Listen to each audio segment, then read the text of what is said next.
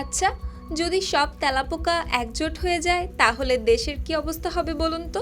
Social মিডিয়ায় মজার ছলে করা এই একটি পোস্টই এখন ভারতের রাজনৈতিক আলোচনার কেন্দ্রবিন্দু।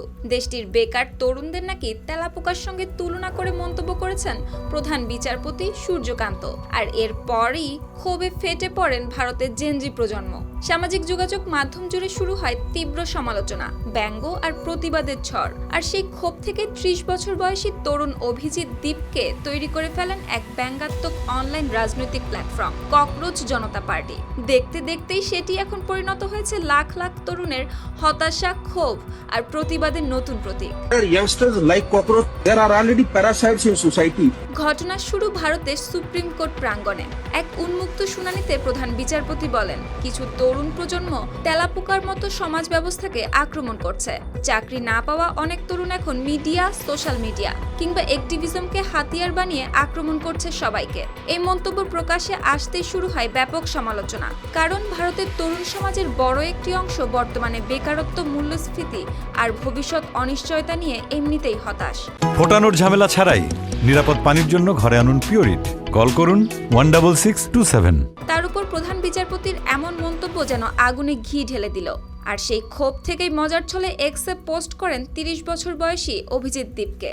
তিনি লেখেন, সব তেলাপোকা যদি একজোট হয়ে যায় তাহলে কি হবে? আর মুহূর্তেই ভাইরাল হয়ে যায় সেই পোস্ট। এরপরে তিনি খুলে ফেলেন ককরোচ জনতা পার্টি নামে একটি ব্যঙ্গাত্মক রাজনৈতিক প্ল্যাটফর্ম। ভারতের ক্ষমতাসীন দল বিজেপির নামের আদলে তৈরি হয় এই নাম। খোলা হয় ওয়েবসাইট, এক্স ও ইনস্টাগ্রাম অ্যাকাউন্ট। আর কয়েকদিনের মধ্যেই লাখ লাখ তরুণ সেখানে যোগ দিতে শুরু করেন।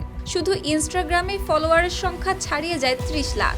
সদস্য পদের জন্য আবেদন করেন কয়েক লাখ মানুষ। দলটির সদস্য হওয়ার শর্তও বেশ ব্যঙ্গাত্মক। সদস্যকে হতে হবে বেকার, অলস এবং সারাক্ষণ অনলাইনে সক্রিয়। আবার নিজেদের পরিচয়ও তারা দিচ্ছেন অলস ও বেকার তেলাপোকাদের ইউনিয়ন হিসেবে। তবে বিষয়টি শুধু হাসি ঠাট্টাতেই সীমাবদ্ধ নেই। এই ককরোচ জনতা পার্টি এখন ভারতের তরুণদের হতাশা, ক্ষোভ আর রাজনৈতিক অবিশ্বাসের প্রতীক হয়ে উঠছে। কারণ ভারতে প্রতি বছর লাখ লাখ তরুণ স্নাতক শেষ করলেও চাকরি পাচ্ছেন না অনেকে। সরকারি তথ্য অনুযায়ী দেশটিতে শিক্ষিত তরুণদের বেকারত্বের হারও উদ্বেগজনক হারে বাড়ছে। আর ঠিক সেই সময় প্রধান বিচারপতির এমন বক্তব্য নতুন করে উস্কে দিয়েছে ক্ষোভ। সুপ্তি রায়, RTV।